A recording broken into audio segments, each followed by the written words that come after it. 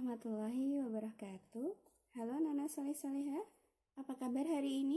Semoga semuanya dalam keadaan sehat, bersemangat, dan selalu bahagia ya. Iya, hari ini hari Selasa, bertemu kembali dengan Usaini di pelajaran Bahasa Indonesia. Iya, pelajaran Bahasa Indonesia kali ini kita membahas tentang unsur ekstrinsik karya sastra. Apa itu unsur ekstrinsik karya sastra?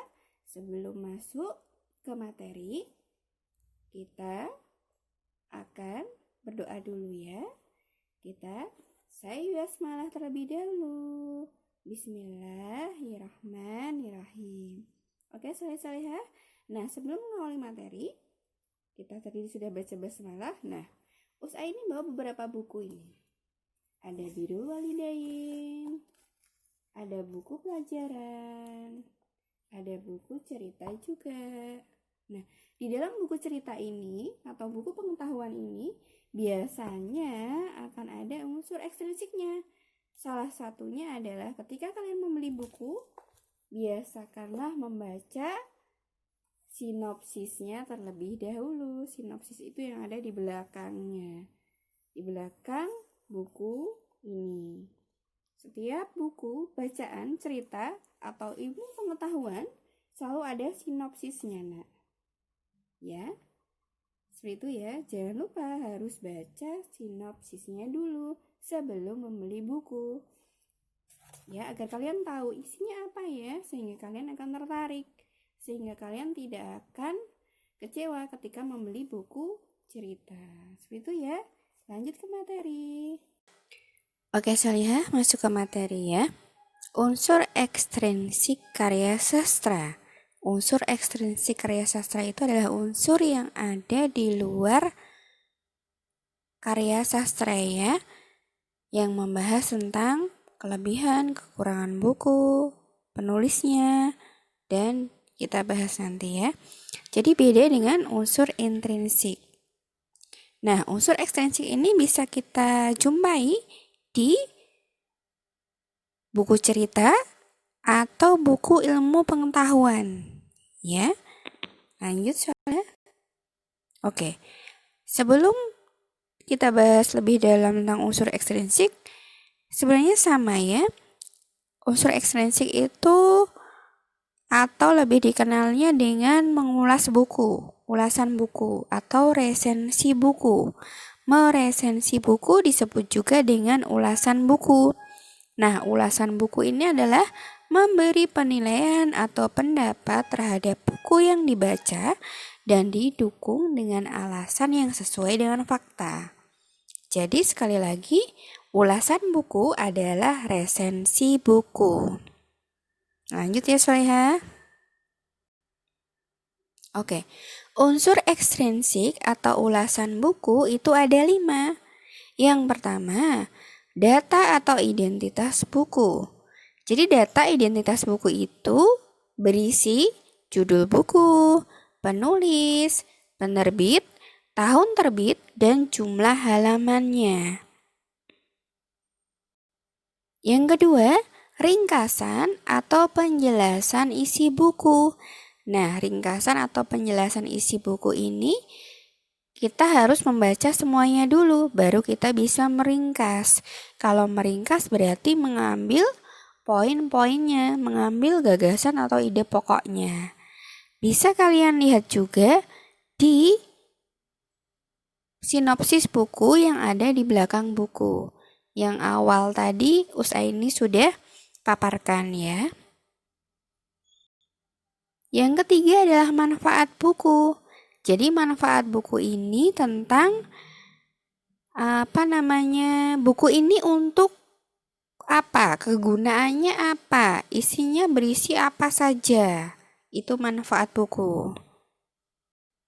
Kemudian ada kelebihan atau kekurangan buku.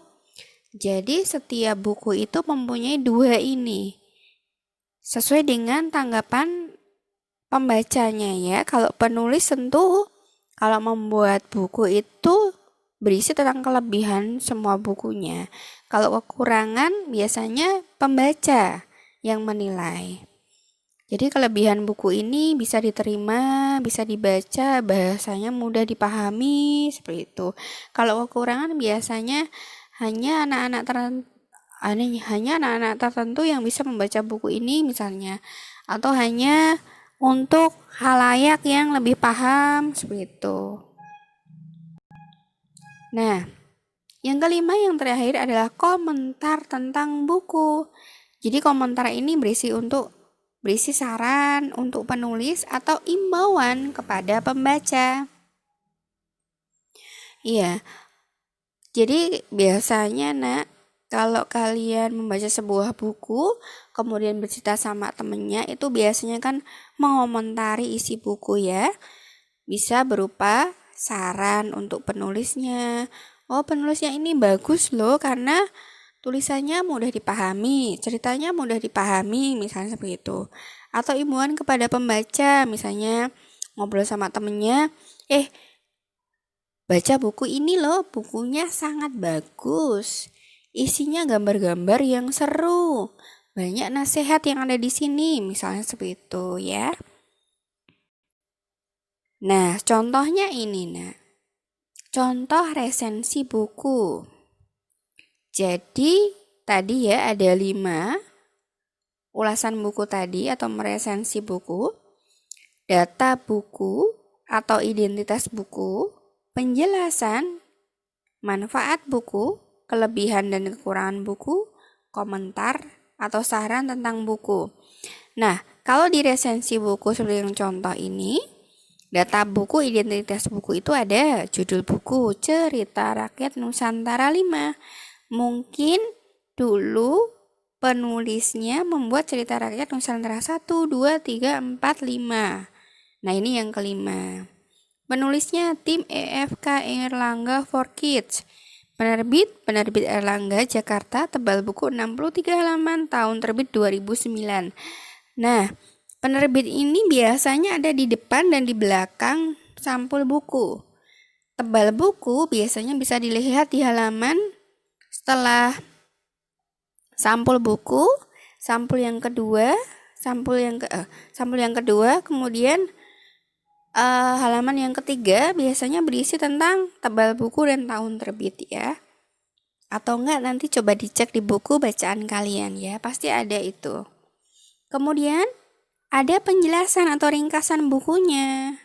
Nah, mulai dari itu. Buku Cerita Rakyat Nusantara 5 merupakan buku kumpulan cerita rakyat. Buku tersebut berisi 6 cerita rakyat dari berbagai daerah.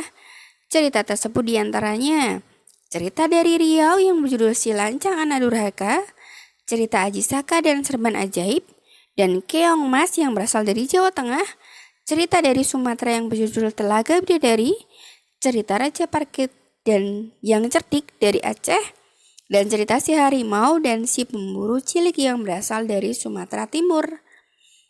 Oke, kemudian manfaatnya ini jadiin satu ya ternyata. Manfaatnya, buku cerita ini sangat bermanfaat bagi anak-anak karena dapat menambah wawasan mengenai cerita rakyat di Nusantara. Itu manfaat bukunya. Nah, kelebihannya. Ini kelebihannya ya. Sampul buku ini terlihat cukup menarik. Pada sampul bagian depannya terdapat gambar ilustrasi berbagai cerita rakyat Nusantara yang disajikan dalam buku. Selain itu, bahasa yang digunakan dalam buku ini cukup mudah dipahami oleh pembaca. Itu kelebihannya. Kekurangannya ini meskipun dalam cerita terdapat beberapa kata yang sulit, kekurangannya ada itu kata sulitnya. Kemudian dilebihkan lagi ada kelebihannya, pada akhirnya disediakan glosarium. Glosarium merupakan kamus singkat yang dapat membantu pembaca memahami kata-kata sulit.